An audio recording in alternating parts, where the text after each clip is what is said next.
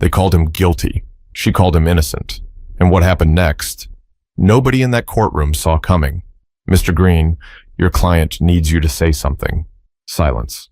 Judge Reiner sat still, his right brow twitching just a bit, but that was enough to show he was annoyed. The courtroom was packed, row after row of reporters, gawkers, and rubberneckers hoping to see a young millionaire either squirm or somehow talk his way out of trouble. But defense attorney Monroe Green just shook his head, gently closed his briefcase, and said in a cold voice, "I'm withdrawing from representation, Your Honor, effective immediately." A wave of gasps rolled through the courtroom. Some people stood up to whisper, others scrambled to tweet it first. But one person, one very small person, sat completely still. 8-year-old Amara Johnson, with beads in her hair and a borrowed dress that didn't quite fit, was in the third row behind the defense table. No one had noticed her when they came in. No one cared who she was, not yet. Ethan Brixley sat stunned at the table, staring at his now empty chair, mouth dry. He was only 26, a tech founder from Santa Clarita who'd built an app that helped people find safe jobs during the pandemic. Just last year, Forbes had called him the people's billionaire. Now he was in handcuffs, accused of a crime so cruel that even strangers wanted to see him fall. But he hadn't done it. He knew that. God knew that. The judge banged his gavel once. "This is highly irregular, Mr. Green." "I understand, Your Honor, but I have no further comment. I can't stand behind a client who won't be honest with me." Another blow to Ethan's gut. It didn't matter if he had been honest.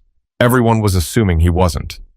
Then came a voice, small, clear, from the middle of the courtroom. "I can defend him." The room froze. The judge leaned forward, confused. "Excuse me?" Amara stood up. Her voice wavered, but she didn't sit back down. "I said, I can defend him." Laughter. One man let out a chuckle, then stifled it. Someone near the front pulled out their phone and started filming. The bailiff stepped forward, unsure if this was some prank. "Little girl, what is your name?" the judge asked. "Amara Johnson." "And how old are you, Ms. Johnson?" 8. The judge blinked. "I understand I'm not a real lawyer," she added quickly, "but I read about this case, and I know he didn't do it. I know." Everyone expected someone to escort her out, but Judge Reiner didn't. Not yet. He looked at her with something between curiosity and pity. "And how would you know that, Miss Johnson?" "Because he saved my brother's life 2 years ago." Now it was Ethan who turned slowly in his chair, his eyes locked on hers. He remembered her, but he didn't remember saving anyone. And that's when the courtroom started paying attention. Reporters sat up straighter. Phones were lowered. Amara didn't back down. Her small hands gripped the wood of the bench in front of her, knuckles white. "I watched the videos. I read everything. People say he was at that warehouse, but he wasn't. He couldn't have been." The prosecutor scoffed. "Your Honor, this is a child." "Let her speak," the judge interrupted. Gasps again. No one saw that coming. Amara stepped out of the row and walked toward the front like she'd done it 1,000 times before. Her voice cracked a little, but she never stopped. "I know you think I'm just some kid, but my brother looked up to him. He was a part of the mentor program Ethan funded. We didn't have nothing. We didn't even have Wi-Fi, but Ethan gave every kid in our building tablets and internet. My brother was going to go to college because of him, but he died last year." Silence hit like a punch. "I want to speak for Ethan," she said, "because nobody else will. And if that's not allowed, then maybe this court don't care about the truth." The judge sat back in his chair. Ethan was frozen, eyes locked on the girl. The bailiff wasn't sure what to do, and the cameras kept rolling. In just 3 minutes, the trial everyone thought they understood had completely changed. But what no one knew yet was that this little girl and this young millionaire were connected in a way even they hadn't figured out. They didn't throw her out of the courtroom. That surprised everyone. Judge Reiner let Amara sit on a bench near the front while the bailiff whispered frantically to the clerk. Meanwhile, the entire internet was watching a shaky live stream from someone's phone. A kid just stood up in court and said she'd defend a millionaire. That was clickbait gold, and it was everywhere. Ethan sat in silence, his wrists cuffed, eyes on the little girl who had just done something even his lawyer wouldn't. He wanted to thank her, but what could he even say? She didn't even know him. Did she? Court will recess for 20 minutes, Judge Reiner said finally. His voice was firm, but there was curiosity under it now. And someone please, get this child a guardian or parent before I violate a dozen laws. The gavel came down and people started buzzing with questions as they filed out, but Amara didn't move. She just sat there staring at Ethan like she was trying to read his soul. 2 hours earlier, Amara's morning had started like every other. The one-bedroom apartment smelled like yesterday's fried chicken, and the TV was playing a rerun of a game show her grandmother loved. Grandma Joyce was asleep on the couch, oxygen tube in her nose, soft snores filling the air. Amara tiptoed around her. She had school in an hour, but she'd already decided she wasn't going. Not today. Today was important. She slipped on her faded denim jacket, grabbed the worn-out backpack she kept for show, because inside wasn't homework or pencils. It was a spiral notebook stuffed with every article she'd printed out about Ethan Brixley. She'd spent weeks reading about him in the library, not because she had to, because she wanted to. Everyone else saw a rich guy who messed up. She saw the man who'd changed her brother Malik's life, at least for a little while. Malik was 17 when he joined that coding mentorship program. It gave him hope, a laptop, and a shot at something bigger than their block in East St. Louis. But then, Malik was gone. A shooting outside a corner store took him away before he could even finish the program. Amara didn't blame Ethan for that. How could she? If anything, she felt like he was the only person who'd ever cared about kids like Malik, and now everyone wanted him in prison for something she knew he didn't do. How do you know, Amara? People asked when she mentioned it at school. She never answered, but deep down, she believed it. She believed in him more than anyone else believed in her, so she skipped school, walked to the courthouse, and sat in that gallery for hours just to see for herself. And when that lawyer gave up on him, something broke inside her. If nobody else was going to fight for him, then she would. Back in the courthouse hallway, chaos exploded. Reporters swarmed anyone who looked like they might know the kid. Amara kept her head down as a court officer led her into a small waiting room. "Sweetheart, who's your parent or guardian?" the woman asked gently. "My grandma. She's at home." "You got a phone number for her?" Amara nodded, scribbled it on a scrap of paper, but when the officer called, there was no answer. Grandma Joyce slept hard when she was tired. Amara sat there, legs swinging, until the door creaked open. And there he was, Ethan, still cuffed, escorted by 2 deputies, but looking straight at her. "You," he said softly, like he couldn't believe she was real. "Why would you do that?" Amara looked up at him and shrugged. "Because you didn't do it." Ethan blinked. "You don't even know me." "Yes, I do," she said simply. "You helped my brother." The deputies exchanged looks. "What's your name?" Ethan asked. "Amara." I'm sorry about your brother," Ethan whispered. "I didn't know."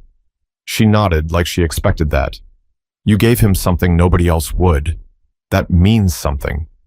Before he could answer, the deputies pulled him back toward a side door. He looked like he wanted to say more, but couldn't. Amara sat there gripping her notebook, heart pounding. If the judge let her talk, she was ready. She'd memorized everything, every date, every detail. She was going to make them listen. But what she didn't know was that stepping up for Ethan would put her right in the middle of a storm bigger than she could imagine. Before the handcuffs, before the courtroom, Ethan Brixley had everything. He wasn't born rich, far from it. He grew up in Bakersfield, California, the son of a single mom who worked 2 jobs to keep the lights on. When he was 15, he fixed a broken laptop someone was throwing away. That old laptop started it all. By 19, he'd launched his first app from a dorm room in Fresno. By 24, he was a millionaire. By 26, the word billionaire floated around in headlines like a badge of honor he never asked for.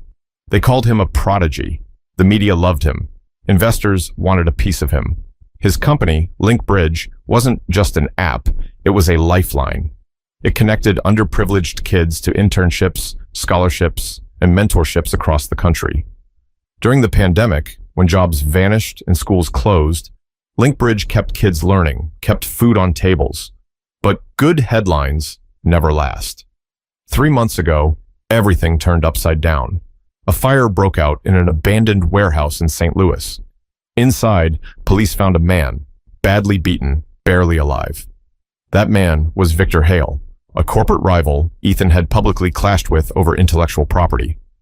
On the same night, an eyewitness swore they saw Ethan near that warehouse. The story spread like wildfire. Young billionaire attacks rival in shady dispute. Ethan denied it. I wasn't even in St. Louis that night, he told everyone. But his phone pinged near the city limits. His rental car was caught on a traffic cam. And then, the worst part. When they raided his office, they found cash hidden in a safe. Thousands. Something that didn't look right for a man who had everything digital. The press tore him apart. Sponsors bailed. Investors cut ties. People who once shook his hand now acted like they never knew him. And then came the indictment. Attempted murder, conspiracy, aggravated assault. Ethan knew the truth. He didn't touch Victor Hale. He didn't even know how the man ended up in that warehouse. But the evidence painted him guilty in neon. And the more he protested, the more everyone believed he was lying. The only person left in his corner was his lawyer, Monroe Green, until this morning. The 20-minute recess stretched into an hour. Ethan sat in a holding room, staring at the white cinder block wall. He didn't pray much, but today he prayed someone, anyone, would believe him. The door opened. A deputy walked in. "You've got 5 minutes." Ethan looked up and saw her again. Amara, small frame, big eyes, notebook clutched to her chest like armor. "How did you even get in here?" he asked. The deputy shrugged. "Judge said let her talk." Ethan almost laughed. "This is insane." Amara stepped closer. "Why'd your lawyer quit?" Ethan sighed. "Because I wouldn't lie. He wanted me to say I was there but didn't do it. I told him I wasn't there at all." "Were you?" "No." His voice was sharp, defensive. Then softer. "I wasn't." Amara studied him like she was checking his homework. "Then why'd they say your phone was in St. Louis?" I don't know." He rubbed his wrists against the cuffs. "I think someone set me up." "Who?" "I wish I knew." Amara flipped open her notebook. It was full of handwritten notes, printed articles, and scribbles in blue ink. "I've been reading everything about you. You gave out laptops, you paid for summer camps, you sent kids to college." "Yeah, so?" "So, you don't sound like somebody who'd beat a man almost to death." Ethan smirked bitterly. "Tell that to the world." "I will," she said firmly. He blinked. "You really think anyone's gonna listen to you?" "They better," she shot back, "'cause I ain't lying." For the first time in weeks, Ethan felt something he thought he'd lost completely. Hope. It was ridiculous. A billionaire finding hope in an 8-year-old with braids and a stubborn streak. But there it was. Before the deputy could escort him out, Ethan leaned forward. "Amara, why are you doing this?" "Really?" She looked him dead in the eye. "'Cause nobody believed my brother either." Ethan froze. "What do you mean?" She swallowed hard. "When Malik died, they said he was just another gang kid, but he wasn't. He wanted to build apps. He wanted to work for you one day, and nobody cared. Not the cops, not the news. Nobody told his story right. So I'm telling yours." The deputy tapped his watch. Time's up. As they led Ethan away, his throat tightened.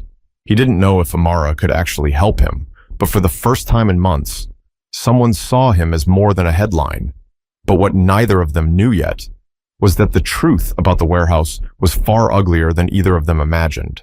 The courtroom buzzed louder when the judge returned. Everyone wanted to know what would happen next. Cameras were still rolling. Social media was eating this up. Hashtags trended. #KidLawyer, #FreeEthan, and Who is Amara? Amara sat up straight when the judge called the session back to order. Her feet barely touched the floor, but her eyes didn't waver. She was ready. "Miss Johnson," Judge Reiner began, "I appreciate your enthusiasm, but you are not licensed to represent anyone in this court." "I know, sir," Amara said quickly.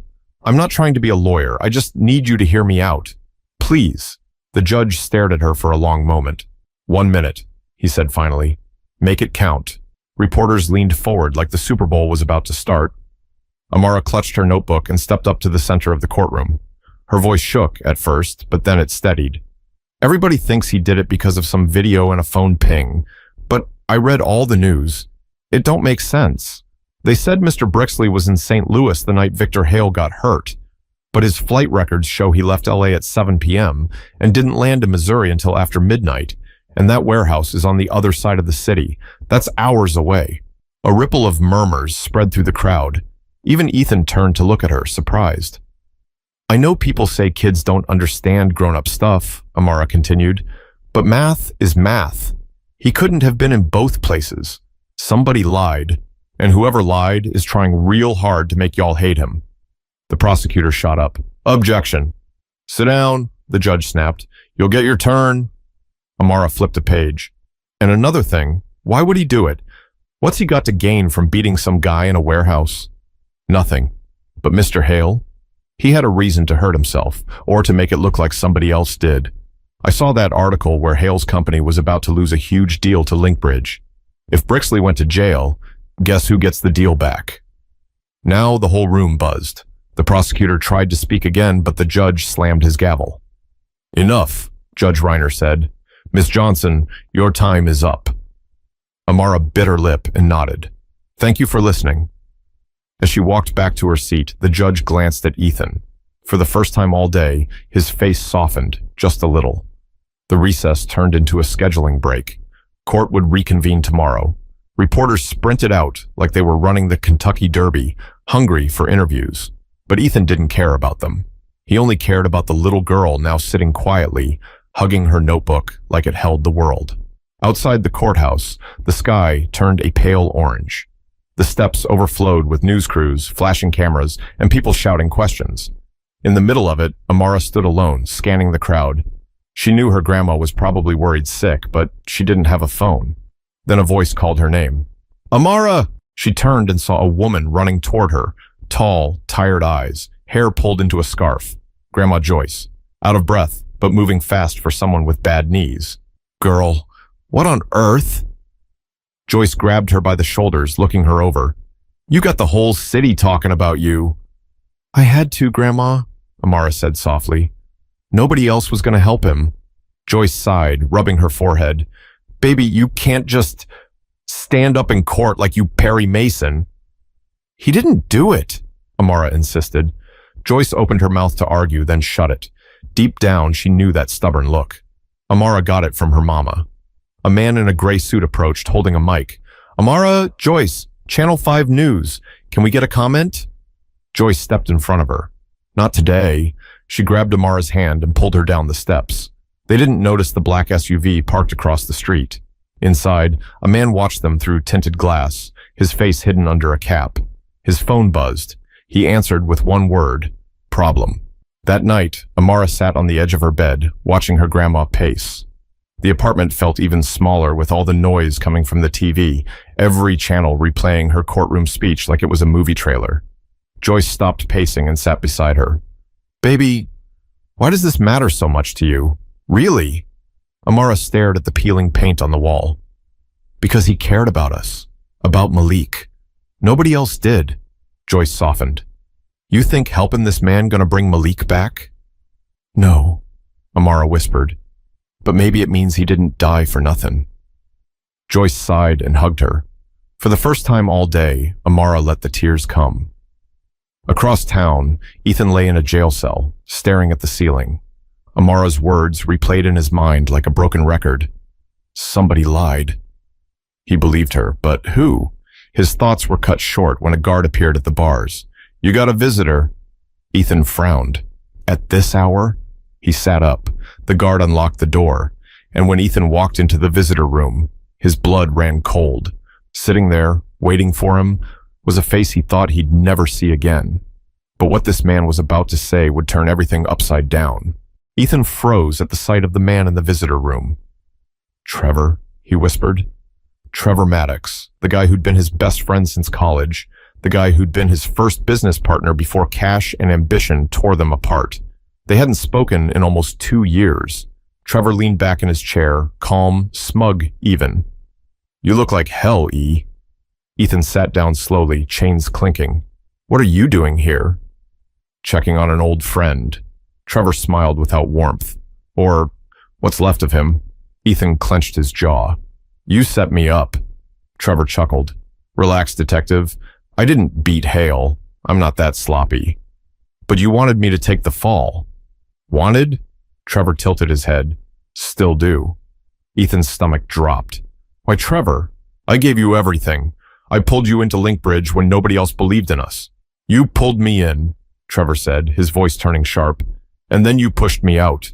You thought you were better than me, so I found someone who thought I was worth more. Ethan stared at him. Hail. Bingo. Trevor leaned forward, eyes cold. He wanted you gone. I wanted payback. Win-win. Ethan felt his pulse in his ears. You framed me. You used my phone. Cloned your SIM. Easy. Rental car. That was a gift from me to you. Trevor grinned. You should have seen your face when the cops showed up. Priceless. You think you'll get away with this? Trevor shrugged. Who's gonna believe you? The world loves a fall from grace. You're not a hero anymore, Ethan. You're a headline. And tomorrow, you'll be a conviction. Ethan's hands shook under the table. Why are you telling me this? Because I wanted you to know it wasn't luck that took you down. It was me. Trevor stood up, buttoning his jacket. Enjoy your last night as a free man.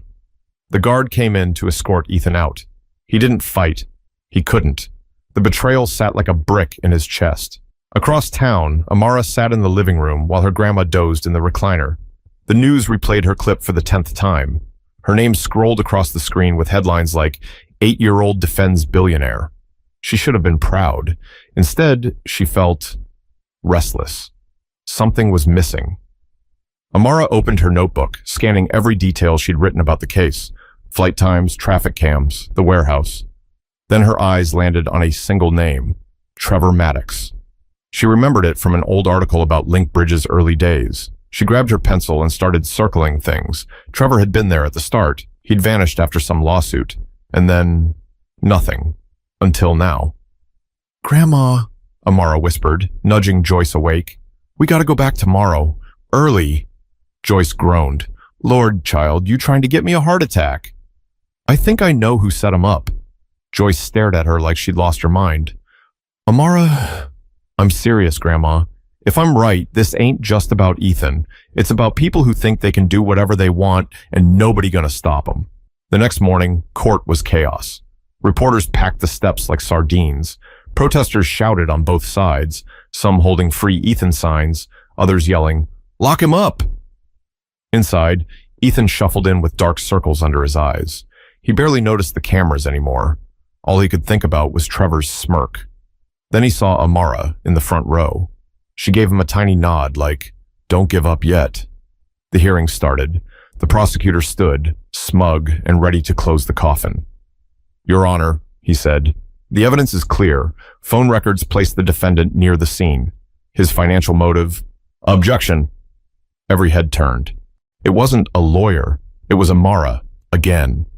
Judge Reiner slammed the gavel. Miss Johnson, just let me show you one thing, she pleaded, waving her notebook. One thing, and if I'm wrong, I'll sit down and never talk again. The courtroom buzzed like a beehive. Cameras zoomed in. The judge pinched the bridge of his nose. 30 seconds. Amara sprinted to the front, notebook in hand. She flipped to a page and slapped it on the desk.